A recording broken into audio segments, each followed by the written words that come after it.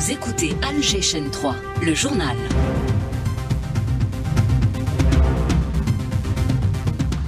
Le journal présenté par Siham Baja. Bonjour Siham.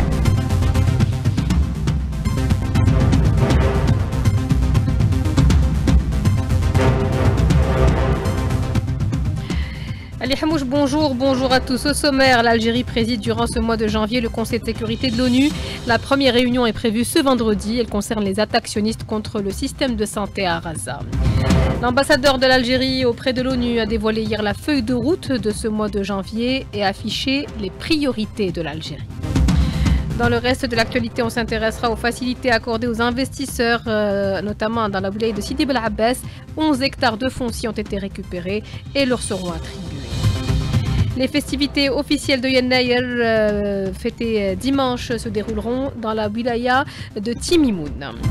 Et puis sport, Ligue des Champions, 4e journée de la phase de poule, CRB contre Al-Ahli, c'est ce soir au stade du 5 juillet.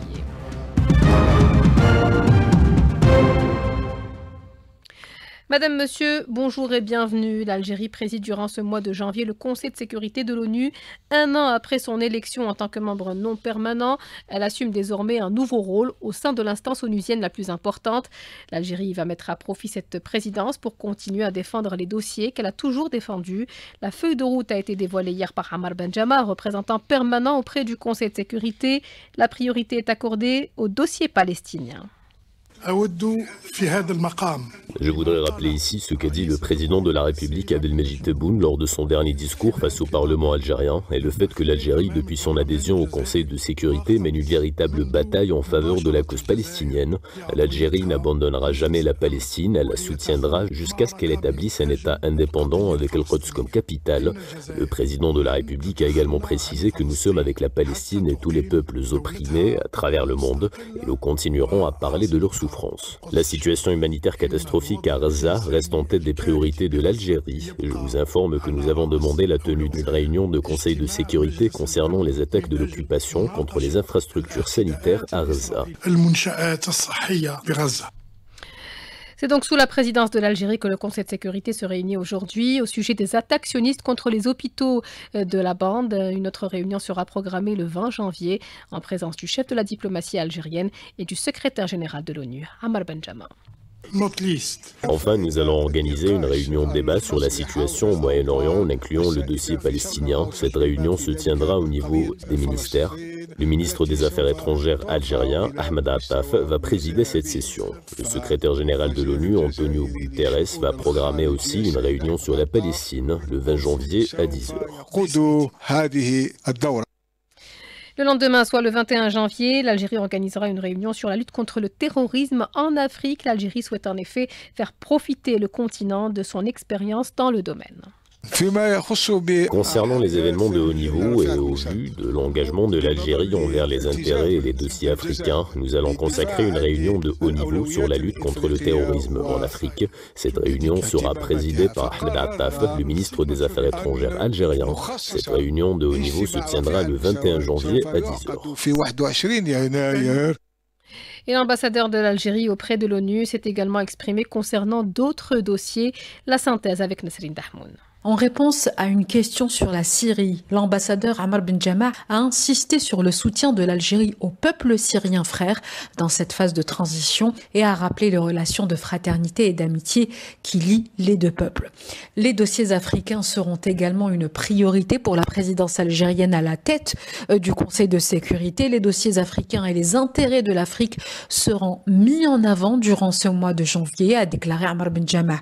Outre l'annonce de la tenue d'une conférence de haut niveau sur la lutte contre le terrorisme le 21 janvier, l'Algérie veillera à examiner au niveau du Conseil de sécurité des dossiers tels que la crise au Soudan et au Darfour, de même pour le processus de sortie de crise en Libye.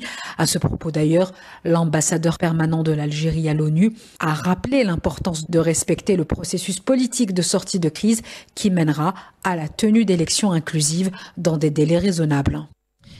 Et les Algériens suivent de près les événements tragiques qui se déroulent à Gaza et expriment leur fierté concernant la position de l'Algérie dans ce dossier. Voici quelques témoignages recueillis par Soraya Roslan.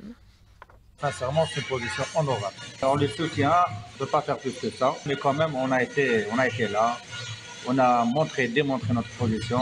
On est fiers d'être algériens. مليح بزاف فيه هو الجزائر الله يبارك واقفه مع فلسطين يعني شغل بلاد واحد احنا وياهم كاين جزائريين ثم عايشين ونتمنى لهم ان شاء الله يا ربي استقلال. وراني فرحانه يعني كعاد الرئيس تاعنا معاه وكيما الجزائر راها معاه راها كونصابت راه نتاوعنا حنا كونصبنا رانا رحنا حنا ليهم وعاوناهم في كلش. On apprend ce matin que 20 Palestiniens, des civils, des femmes et des enfants sont morts dans des bombardements de l'armée d'occupation sur la bande de Gaza. Après l'attaque de l'hôpital Kamal Adwan dans le nord de l'enclave palestinienne, l'Organisation arabe des droits de l'homme a demandé une enquête sur les graves violations commises par les forces d'occupation contre les travailleurs de la santé et les installations médicales à Gaza. Dans un communiqué publié hier, l'organisation a affirmé avoir envoyé des lettres urgentes à l'ONU, à la présidente de l'Union européenne et à la Croix-Rouge ainsi qu'à différents gouvernements, leur demandant de prendre des mesures immédiates pour stopper ces attaques. L'organisation a expliqué dans ses lettres l'ampleur de la destruction du secteur de la santé à Gaza et l'attaque délibérée contre les installations médicales. Les équipes médicales depuis le début de l'agression sont en octobre 2023. Et chaque jour sans cessez-le-feu apportera davantage de tragédies, a mis en garde le commissaire général de l'UNRWA, Philippe Lazzarini, dans une déclaration publiée hier soir sur les réseaux sociaux. Lazzarini dénonce encore une fois le fait qu'il n'y ait pas de zone humanitaire à Gaza. En témoigne la dernière attaque contre Al-Mawasi à Khan Younes. Je vous rappelle que depuis le 7 octobre, plus de 45 500 ou près de 45 600 martyrs sont morts donc à Gaza et plus de 108 000 blessés. Le bureau de l'Assemblée des représentants du peuple tunisien a exprimé sa profonde préoccupation lui aussi face aux conditions difficiles et inhumaines auxquelles fait face le peuple palestinien dans la bande de Gaza. Il est 12h37 sur Alger, chaîne 3 dans l'actualité nationale. Le secrétaire général du ministère de la Santé a tenu hier une réunion par visioconférence avec les DSP, les directeurs de santé, les responsables des établissements publics de santé et de formation afin de définir les critères d'attribution du budget pour l'année 2025. Le ministre des Finances et des Travaux publics ont co-présidé hier une réunion visant à collaborer dans la réalisation des projets d'investissement dans le secteur des travaux publics. La CISFAID a souligné que le secteur des travaux publics constitue un pilier pour l'économie et le développement durable. Le mot d'ordre est donné pour cette année 2025, c'est celui de faciliter la tâche aux investisseurs. Du foncier industriel a été récupéré à Sidi Bel Abbès et leur sera bientôt attribué des parcelles raccordées déjà à l'énergie, nous dit Inès Mohamed, notre correspondante sur place. La récupération du foncier industriel est l'un des dossiers élémentaires à qui les autorités locales de la wilaya de Sidi Bel Abbès accordent une importance particulière, car d'après la direction des domaines, une superficie globale de 11 hectares inexploitée a été récupérée en 2024 et d'une manière définitive pour pouvoir les affecter à des investisseurs désirant lancer des projets structurants. Parallèlement, au niveau de la nouvelle zone industrielle de la daïra de Ras Selma, les travaux de raccordement interne au réseau du gaz naturel et de l'électricité accélèrent, nous dit le directeur de l'industrie, Jamal Bensouna. On est actuellement en phase de raccordement au réseau du gaz et celui d'électricité. Les travaux sont en cours au niveau de la zone industrielle car les travaux de raccordement au réseau du gaz ont atteint un taux de 80% alors que les travaux de raccordement au réseau d'électricité sont à 60%. Le financement du raccordement externe au réseau d'électricité et du gaz sera pris en charge par les hautes autorités de l'État, ajoute le même responsable. Le raccordement externe au réseau du gaz et d'électricité et qui est très important, sachant que le réseau interne a été réalisé, l'État à haut niveau a pris en charge les travaux de raccordement de la zone industrielle au réseau d'électricité et du gaz. Pour ce qui est du gaz, la zone sera raccordée au réseau local et l'électricité sera transportée de la wilaya déléguée d'El Arisha sur une distance de 40 km, sachant que les travaux de la mise en place du transformateur électrique ont dépassé le seuil des 72%. Les travaux d'aménagement au niveau de la zone d'activité de la commune de Sizef sont presque finis, outre des travaux similaires qui seront lancés incessamment au niveau de la zone d'activité de Telag. De Sidi Bel Abbès, Inès Mohamed pour Alger 3. À propos de projets structurants, avec le lancement prochain de la station de dessalement de Koudiet Darouche à Taref, 3 millions d'habitants profiteront de l'eau potable. La cadence va s'accélérer en 2025 et le programme du président de la République concernant la réalisation des stations de dessalement sera honoré, Amel Lazib. Oui, tout à fait. Et l'enjeu étant la sécurité hydrique. La Sonatrach pleinement impliquée dans le projet de construction de ces 5 stations de dessalement d'une capacité de production de 300 000 mètres cubes jour chacune, entrée en vigueur des projets 2025. La capacité globale, 1,5 million mètres cubes jour. Le pari a toutes les chances d'être atteint puisque le groupe et ses filiales ont à cœur de respecter les délais impartis, donc avant décembre 2025. On rappellera simplement qu'en 2024, la compagnie a mis les bouchées doubles pour accélérer la cadence, la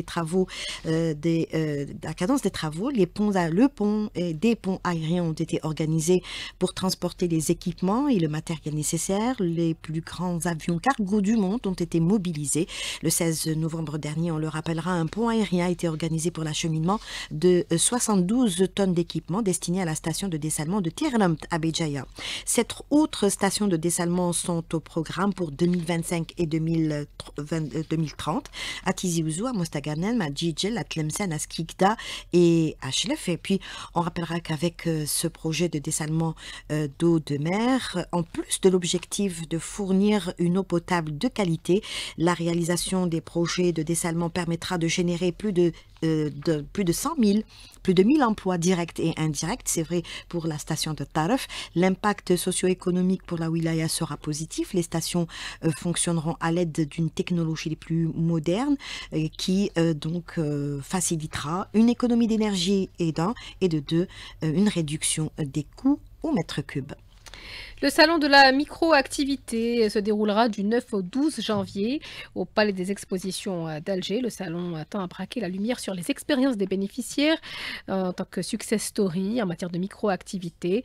Autre objectif, aider les quelques 200 bénéficiaires des différentes formules de financement du dispositif du microcrédit à faire connaître ou à commercialiser leurs produits.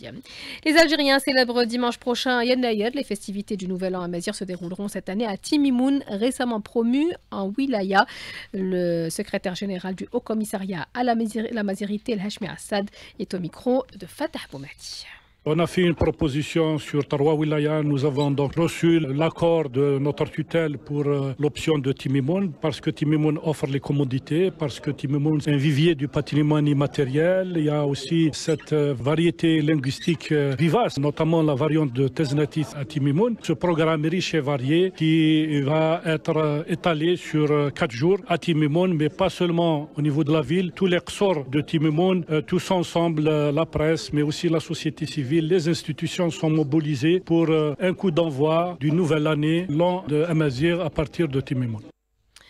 En bref, à l'étranger, le secrétaire d'État américain Tony Blinken est attendu en Corée du Sud lundi, en pleine crise politique dans ce pays, allié des États-Unis en Asie. La Corée du Sud est un allié crucial de Washington dans la région, mais le pays est plongé en plein chaos politique depuis la tentative du président Yoon d'imposer la loi martiale le 3 décembre. Les enquêteurs sud-coréens, justement, ont commencé ce vendredi à retirer de l'aéroport de Muan la carcasse du Boeing 737-800 et qui s'est écrasé le 29 décembre. L'avion qui reliait Bangkok à Muan, une ville située à environ 290 km au sud de Séoul, avait lancé un appel de détresse et s'était posé sur le ventre avant de percuter à grande vitesse un mur de béton situé en bout de piste et de se désintégrer. Les occupants de l'appareil sont morts à l'exception d'une hôtesse et d'un steward.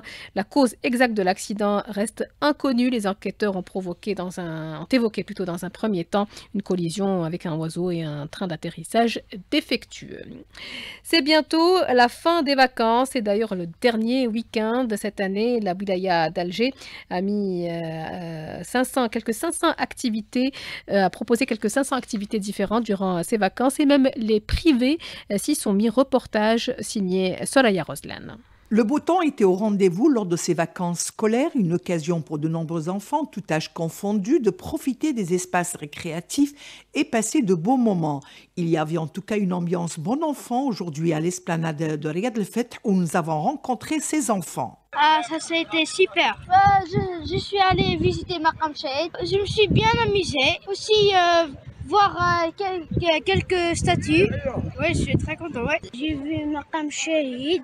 Vu que j'ai pas voyagé, je les ai basés sur le sport. J'ai fait du tennis et du karaté. Théâtre, j'aimerais bien en faire, mais il faut que je trouve du temps. Les salles de sport ont concocté des programmes dédiés aux enfants, selon Mouloud, gérant d'une salle de sport à Riyad el-Fath. On a des belles disciplines, par exemple, on a le classique, on a l'aérobie sportive, on a la modern jazz, on a le karaté. Bon, on essaye d'attirer l'attention des enfants, on fait tout pour garder les enfants, et on fait tout pour les pousser vers l'avant. Bon, pour le moment, avec les enfants, on travaille très bien, ça marche très bien. Les enfants, ils sont contents, heureux, comblés, les parents pareil. Bon, on a fait un programme spécial vacances pour les enfants. On a proposé des cours en plus pour les enfants, des cours qui sont offerts par la salle. Et on a les cours ados qu'on a proposés, on a varié un petit peu pour permettre aux enfants de décompresser vraiment au sens propre du terme. Les espaces récréatifs et de détente ont été pris d'assaut par de nombreuses familles durant cette période de l'année. Les enfants ont rechargé leur batterie pour entamer le second trimestre. On arrive au sport. Ali Hamouche, bonjour. Bonjour Siam. Alors, CRB contre Ahli, c'est ce soir au stade du 5 juillet. Et c'est pour le compte de la 4e journée de la phase de groupe de la Ligue des Champions. Le groupe C, le Shabab de Belouizdad, qui accueillera donc le géant africain Ahli d'Égypte. Ça sera à 20h au stade du 5 juillet. Et victoire impérative pour le Shabab de Belouizdad s'il veut garder ses chances intactes pour une éventuelle qualification pour le prochain tour. Le Shabab de Belouizdad qui occupe la 3e place au classement de ce groupe C avec 3 points et l'Ahli qui est en tête avec 7 points. Sur cette rencontre, on va écouter l'entraîneur du Shabab Riyadi de Belouizdad, Abdelkader Amarani. Il est au micro de Rostom Yahya Sherif. On doit se racheter et on n'a pas le choix. On a les moyens, je pense, que pour pouvoir se racheter.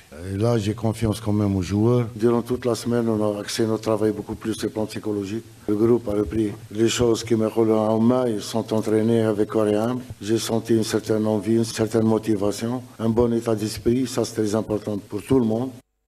Et rappelons qu'au match aller, le Shabab de Belouizdad qui s'est lourdement incliné au Caire 6-1 face à l'Ahli, donc les joueurs qui ont à cœur de se racheter. Le deuxième match de ce groupe C mettra aux prises demain à 17h Orlando Pirates au stade d'Abidjan. Et l'autre représentant en Ligue des Champions, le Mouloudia d'Alger, qui affrontera dimanche le Hilal du Soudan. Ça sera à 20h. Et nos deux représentants en Coupe de la CAF, l'USM Alger et le CS Constantine, qui seront de sortie ce dimanche. L'USM Alger qui jouera en déplacement face à l'ASEC Mimosa. Donc ça sera à partir de 17h et le CS Constantine qui accueillera au stade Cheikh Hamlaoui à 20h les Angolais de Bravos dos Maquis. On enchaîne avec les 32e de finale de la Coupe d'Algérie.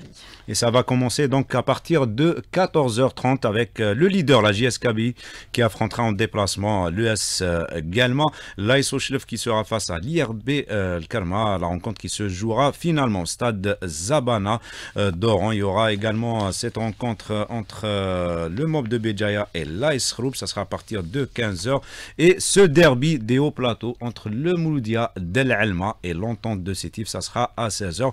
Et le dernier pensionnaire engagé dans ces 32e de finale pour aujourd'hui, le AS Mostar Ghanem qui accueillera le WAB Tessim Silet. Ça sera à partir de 16h et ces 32e de finale qui se poursuivront demain. Il y avait une rencontre qui s'est jouée hier avec la qualification de la JS Saoura de Buza 1 face à l'USM Khenchela après prolongation. Merci Ali Hamouche. Merci à vous d'avoir suivi ce journal réalisé par Amine Segni, Morad était à la technique, Marim à la régie d'antenne et Mouni au streaming vidéo. Tout de suite, c'est Amine Mounir pour la météo. La prière du vendredi sera retransmise aujourd'hui depuis Oran. Très bonne suite des programmes sur Al Jeshan 3.